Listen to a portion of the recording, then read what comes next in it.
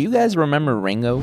Chances are you clicked on this video, so you probably do, but I rewatched it recently and realized we don't talk about it nearly as much as we should, and honestly, I kinda get why. The animation style was so unique, which I think turned people away from it, but behind the rough exterior, ugly character design, and depressing backgrounds is an amazing story that deserves some praise. So let's talk about it.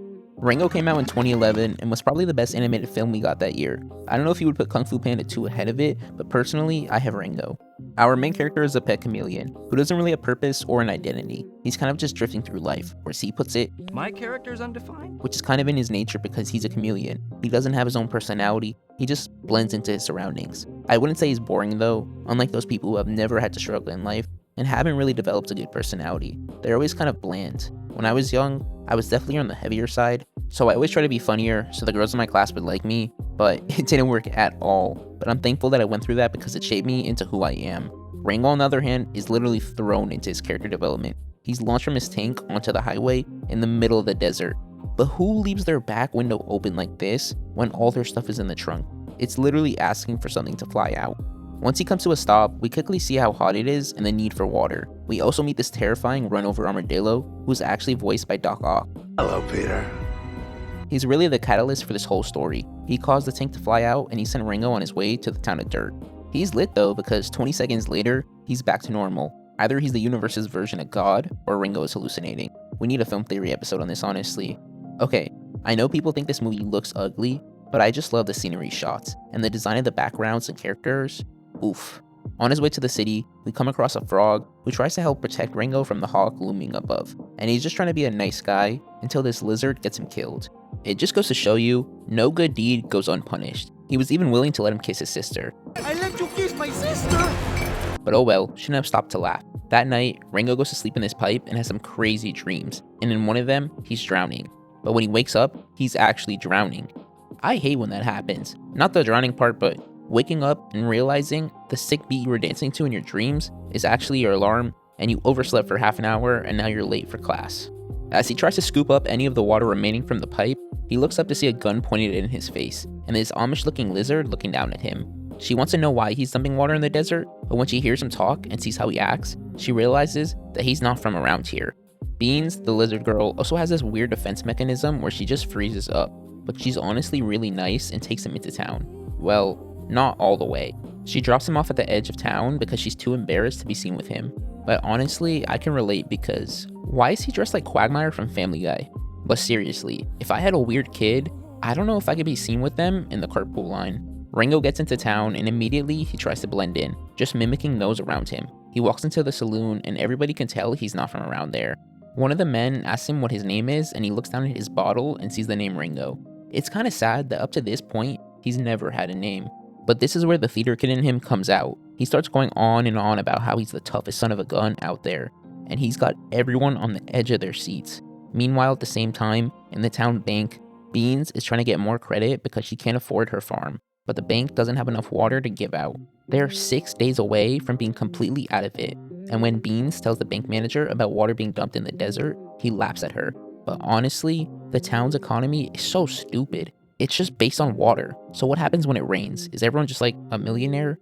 Also in the scene right after this one, when Rango's at the bar, people aren't paying for their drinks with water. Honestly, no one's paying at all. This bar scene is one of the best of the movie though. We get introduced to Bad Bill, who's like the low-level villain of this movie. After Rango has been going on and on about how he killed 7 people with 1 bullet, he confronts him, and instead of telling the truth, Rango doubles down on the lie, which leads to some shenanigans, and eventually a shootout between Rango and Bad Bill's crew. But right before it goes down, all of Bill's crew runs off, and Rango starts acting all tough, completely unaware of the bird behind him. I feel like this trope is used at least once in every animated movie, where a character will be like, "He's right behind me, isn't he?" Which, to be fair, this is slightly different, but it's the same vibe. We get a fun chase scene around the town where a bunch of buildings are destroyed, eventually leading to Rango getting lucky and this tower falling on the bird. But this scene really grinded my gears because the bird's reaction time is slower than a flat earther. I went back to time this, and it's literally 10 seconds of standing there waiting to die.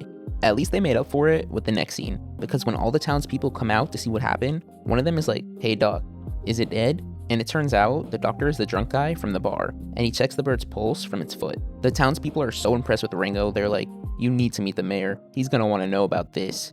Like a giant bird didn't just destroy half the town, but Rango goes to meet the mayor, and you can tell he sees through his bullshit persona. But instead of calling him out on it, he goes along with it because if the town has hope, they have something to distract themselves from the shady stuff he's up to. It seems like the only person who suspects anything is Beans, and when she goes to confront the new sheriff, we see that he's let the position go to his head, and Beans has to remind him of what happened to the last sheriff. This spider guy is creepy as hell. Also, the sizes of all the characters make no sense.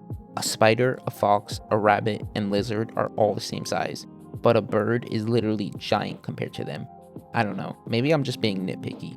But the clock strikes 12 and all the townspeople start doing some synchronized dancing, which was straight up out of a horror film. It's like they're in some kind of trance. It reminded me of that one scene from Sinners. No one will even respond to this man. He's just as confused as the rest of us. They get to this one part of the routine where for some reason, there's like a slap line, which was like that one episode of SpongeBob with the butt slapping Congo line, and he takes it like a champ, but then he just knocks out this older woman and steals her jar. Man, the police are doing way too much these days. But finally, this little girl and Crowman start responding to him and they're like, "You killed the bird. Now the snake's coming to get you." But the man telling him is also a bird and he's regular size for some reason. This size thing is pissing me off too much. I'm gonna stop talking about it now. It's literally a movie about a talking chameleon. They get to the pipe where the water comes from and they have this whole like ritual prayer thing and the mayor is like the pastor or something. It's giving big megachurch vibes, but he calls up Rango to be the first person to get water, and when he does, they find out it's empty, which leads to the town panicking and them storming the bank. Rango shows up, and he starts just drinking the water, pretending like he's doing something. It's like when you know you didn't do your homework, but when the teacher asks you for it, you would rummage around in your bag. Rango promises to watch over the bank and make sure nothing happens to the water, but he ends up helping the mole people rob it. The next day, all the water has been stolen, so the mayor convinces Rango to round up a bunch of people and go get it back. They follow the tunnels left by the moles until they reach a dead end and have to start tracking them above ground. Along the journey, Rango starts bonding with the townspeople, getting to know them better and feeling the pressure of the expectations being placed on him. All their hope is placed on him, and it's basically based on a lie. This movie is honestly an underrated comedy. There's so many throwaway lines that just fly over your head. Every time I rewatch it, I pick up on something I missed before. Even the background characters stand out. Like whenever Rango does something stupid, Beans will have a great reaction. To be honest though, I really like their dynamic the whole movie. They started out on the wrong foot, and it seemed like they were just two drastically different people. But the more they got to know each other, the more they realized how similar they were. Just two lonely people in the world who don't truly know who they are, but they like themselves when they're together. Rango in a dress. Sorry, I'm bad at transitions. The next scene, we see the crew has caught up to the robbers and they approach them by pretending to be performing a play. I love that Rango just had to play the female part and basically just be the star of the show. It's very in line with this character. They pull out their guns, completely catching the robbers by surprise, only for them to be fully prepared with an army of mole people. They surround them, but the group's able to escape when Spoon shoots his gun. I love Spoons, man. He's just a cutie patootie. This leads to this great chase scene that felt straight out of Mad Max. It was just so creative and fun. We have mole people flying around on bats shooting machine guns. What more can you ask for? Also, the soundtrack in this scene and movie are really great.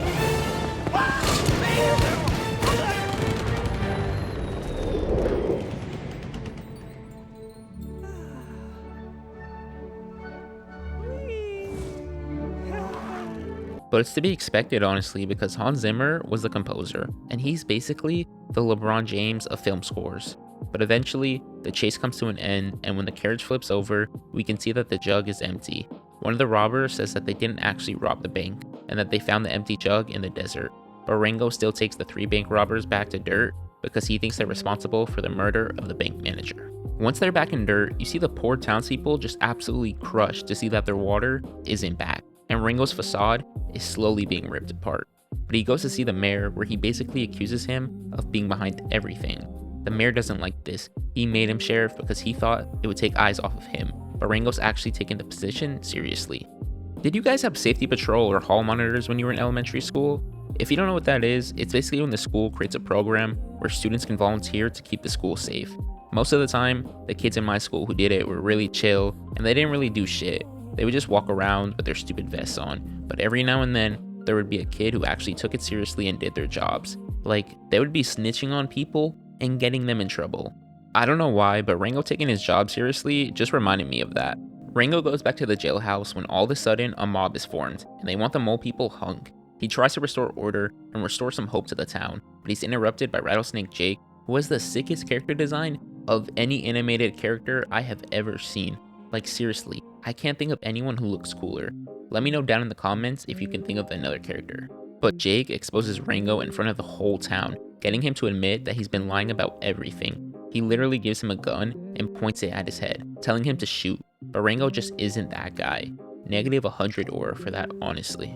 But Jake banishes him from town, threatening to kill him if he ever comes back. Rango takes off his sheriff badge, tossing it to the side, and leaves. This scene is so sexy though. The sky and the colors are all so beautiful. We need more of this in animated movies.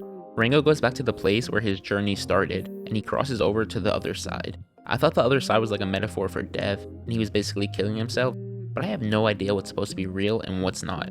After he crosses the road, he's knocked out and transported somewhere by these bugs.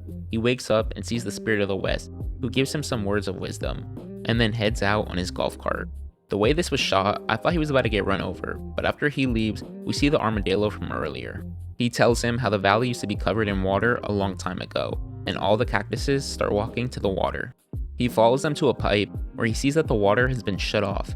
He goes back to the mole people, telling them that their family members are going to be wrongfully hung and that he has a plan.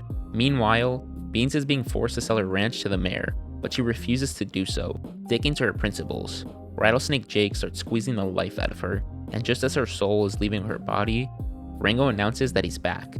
This scene was so cold. Look at him pick up his badge, and the slow walk into the frame goes so hard. He gained back all the aura he lost before. Jake lets go of Beans, and both of them square off in the middle of the street, and with only one bullet left, he slowly walks towards Jake, the clock striking 12. But while this is happening, Rango's plan is being set in motion. The water is being turned on, and rushing through the tunnels left by the moles. Everything is going to plan except for Jake being slightly off the spot he's supposed to. So one of the townspeople behind him aims his gun at Jake, but it startles him, and Jake shoots him down, which slightly pushes him forward. The water rushes through, and Jake is launched through the air. The water is shooting out of the ground and basically destroying the town. But all of this just angers Jake, and he's about to kill Rango until he sees the backup he brought. Jake rushes to cover, hiding from the hawk in the sky. But when he takes a closer look, he sees that it's actually just a bunch of bats, and he starts firing at them. He runs out of ammo and looks back to see Rango aiming his gun at him. And this time, when Jake tells him that he doesn't have the nerve to shoot him, he can tell Rango isn't bluffing. But this small victory is cut short, because when he turns around, he sees Beans being held at gunpoint by the mayor. He tells Rango to hand over his gun, and he does so. The mayor throws him into the bank vault, which is slowly being filled with water. But Rango's got a plan. He screams for help, which obviously doesn't work. But that's okay because he's got a plan B. He smuggled a bullet in, but before he can use it, Beans kisses him, and she accidentally swallows it. I love this stupid joke in this scene. Ooh. What was that? No need to panic, but I think you just swallowed Plan B. What?